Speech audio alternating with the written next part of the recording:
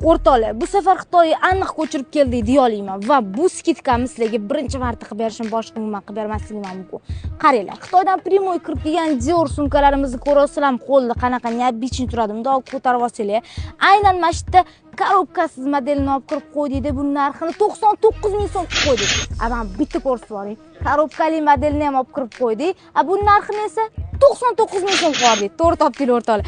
Bu yerdagi bez korobka ham, korobka bilan kirgan modelimiz ham 99 ming so'mdan. Xohlasanglar podarkaga bo'ladigan bo'lsa, mana shunaqa korobka dokumentli modelimizni olib ketsanglar bo'ladi. Qizlar qarang, lekin kачество bir xil, просто korobkasini mana ajratib turadi, podarkaga upakovkada boradi.